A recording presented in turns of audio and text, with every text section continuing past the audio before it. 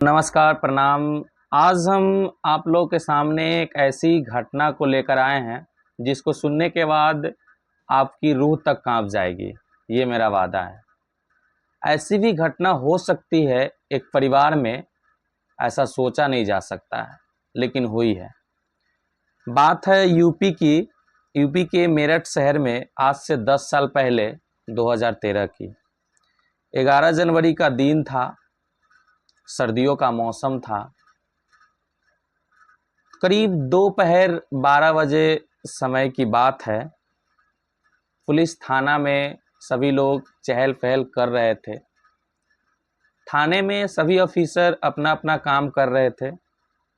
मुंशी जो है अपना कुछ डायरी कागजात वगैरह मेंटेन कर रहे थे। सिपाही लोग अपने अपने काम में मशगूल थे। तभी थाने में जो लैंडलाइन होती है, फ़ोन की घंटी बजती है। एक सिपाही जाकर उस फ़ोन को रिसीव करते हैं। फ़ोन रिसीव करने के बाद उस फ़ोन से जो आवाज़ आती है उसको सुनने के बाद सभी सुन्ने रह जाते हैं। मतलब किसी के मुंह से कुछ आवाज़ नहीं निकलता है कि आखिर क्या कहा जाए, क्या किया जाए।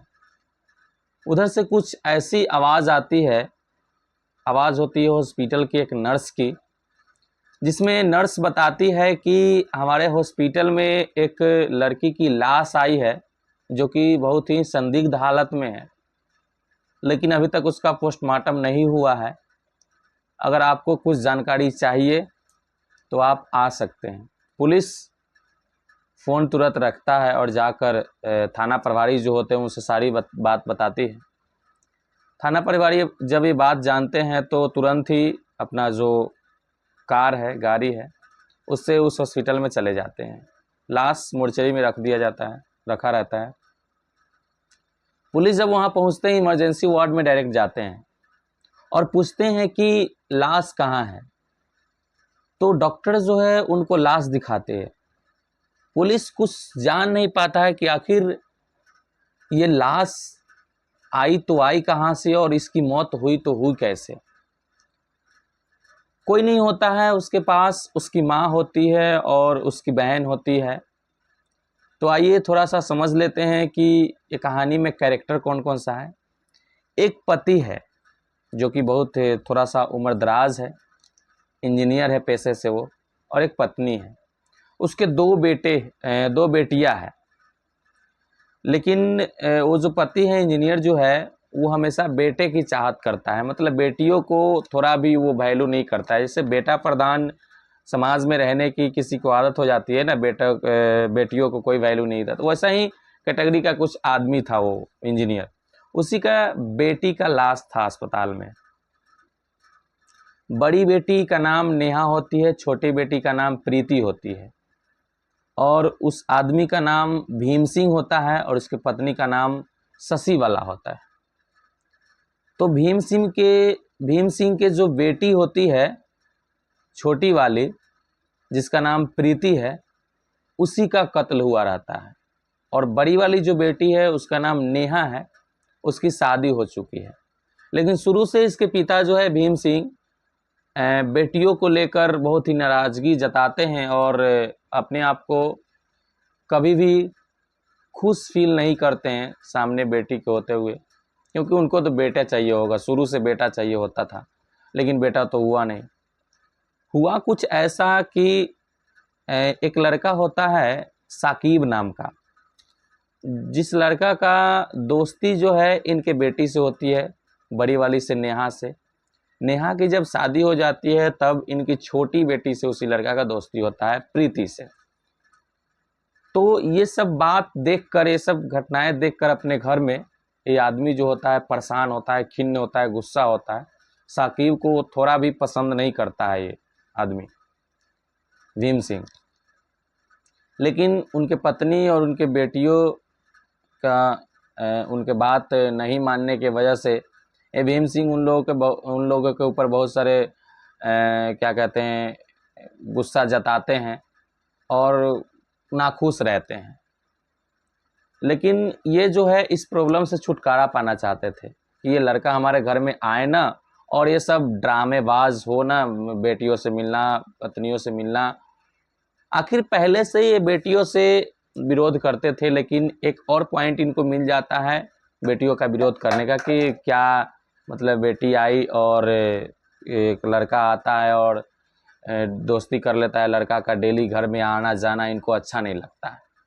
इनके ये अपने पत्नी को बहुत समझाते हैं, बेटियों को भी खूब समझाते हैं, लेकिन कोई समझने के लिए रेडी नहीं होती है। पता नहीं क्यों रेडी नहीं होती है। होता कुछ ऐसा है कि ये लड़की तो कमसीन होती है, महज 23 साल की उम्र है प्रीति का जिसका कत्ल हुआ है। हॉस्पिटल में बहुत सारे जांच पड़ताल करने के बाद पुलिस को कुछ पता नहीं चलता है। उसके बाद जो है पुलिस पहुंचती है प्रीति के घर। प्रीति के घर पहुंचने के बाद पुलिस जो है प्रीति के माँ से पूछती है कि आखिर हुआ क्या था। तो पुलिस को प्रीति के माँ बताती है कि यही बाथरूम में प्रीति का जो लाश है टब में मिला था। वाटर का जो टब होता है जिसमें नहाते हैं सब लोग, उसी मिला था। हम लोग इसकी चीखने की आवाज़ सुने, तब दौड़कर बाथरूम की तरफ आया तो इसकी लाश पड़ी हुई थी। तो पुलिस जो है चौंक जाते हैं कि आखिर लाश बाथरूम के टब में था और किसी को कुछ पता नहीं चला। आखिर अगर कोई दूसरा व्यक्ति आता घर में, इसी का लाश इसी के घर में कैसे है? अगर कोई दूसरा व्यक्ति घर में आता तो किसी को तो कानों कान खबर चलती। पुलिस को थोड़ा सा कुछ समझ में नहीं आता, कंफ्यूज हो जाते हैं पुलिस। तो सभी लोगों से जांच पड़ताल करने लगते हैं और पूछताछ करने लगते हैं। तो नेहा और उसकी मम्मी जो अभी जिंदा है, उनका रो रो कर बुरा हाल हो चुका था। उनसे पूछताछ करने के बाद एक अजीब सी बात सामने आती है। नेहा और उसकी मम्मी कहती है कि प्रीति की मौत का पूरा जिम्मेदार उसके पिताजी है, यानी भीम सिंह है। नेहा कहती है कि प्रीति अभी मरी हुई है तो उसका पूरा जिम्मेदार भीम सिंह है, क्योंकि ये कभी नहीं चाहते थे कि घर में बेटी खिलखिलाए और बेटी जिंदा रहे, और यही हो ना हो यही मारे होंगे इसको। और उनकी पत्नी भी यही बोल देती कि हाँ, शुरू से ही ये बेटियों को नहीं चाहते हैं और बेटी पे अत्याचार करते हैं, हो ना हो यही मारे होंगे उसको। पुलिस जो है इस बात को समझ जाते हैं और छानबीन आगे की तरफ शुरू कर देते हैं। इसमें जो एक लड़का है साकिब, जो कि प्रीति का दोस्त था, अब तो प्रीति नहीं रही तो उसका दोस्त अब वो नहीं रहा। साकिब से भी पूछताछ हुआ तो साकिब भी बताया कि हम भी तब पहुँचे जब नेहा कॉल की थी। जब पहुँचे तो उसका लाश के सामने ये लोग, नेहा और उनकी मम्मी, रो रही थी। हम लोगों ने मिलकर हॉस्पिटल पहुंचाया लाश को, लेकिन इसमें जो पापा है उनके, नेहा के पापा जो है, प्रीति के पापा जो है, थोड़ा भी हेल्प नहीं किए। तो इनसे सीधा शक जाता है कि वही इनको मारे हैं, वही इनका मर्डर किए हैं, क्योंकि जो है ये शुरू से बेटियों का विरोध करते रहे, ये बात हम भी जानते हैं। पुलिस को सब माजरा धीरे धीरे समझ में आने लगता है, लेकिन जब पुलिस उसके पिताजी से पूछते हैं तो पिताजी डायरेक्ट, जो भीम सिंह होते हैं, वो डायरेक्ट बोलते हैं कि नहीं, जब चीखने की आवाज़ आई बाथरूम से तो हम जब गए उधर बाथरूम की तरफ दौड़कर, तो नेहा और उसकी मम्मी वहाँ पे पहले पहुँच चुकी थी, हम बाद में पहुँचे। बाद में पहुँचने के बाद देखे कि वो तो मर चुकी थी। तो हम कैसे इसमें हो सकते हैं? हम, सही बात है कि हम विरोध करते थे बेटियों का, लेकिन मर्डर कर दे ऐसा मेरे पास हिम्मत कहाँ है। फिर पुलिस फिर हैरान हो जाती है कि आखिर इसका बयान कुछ और कहता है, इसकी मम्मी और इसका साकिब का और नेहा का बयान कुछ और कहता है। फिर इस घर के दूसरे मेंबर से, आस पड़ोस से भी पूछा जाता है कि क्या वास्तव में ऐसी बात है जो बात इनकी फैमिली मेंबर कह रही है। तो पड़ोसी वाले भी ऐसे ही कहते हैं कि हाँ, सही में वो अपनी बेटी से बहुत ही नफरत करते थे, और नफरत का वजह ही था कि शायद उन्होंने ही अपने बेटे का कत्ल किया हो। कंफर्म तो नहीं कर सकते हैं। तब जाकर पुलिस जो है कंफर्म कर लेती है और अपना कन्फ्यूजन दूर करने के लिए उसको थाने बुलाती है। प्रीति के पिता को थाने बुलाती है और सख्ती से पेश आती है धमकी देते हैं, डांट फटकार करते हैं और मारने की खूब सारा कोशिश करते हैं कि अगर तुम नहीं बताया सही सही तो बहुत पिटाई लगेगा, बहुत मार लगेगा पुलिस की तरफ से। तब जाकर जो है प्रीति के पिता सारी सच्चाई बता देते हैं।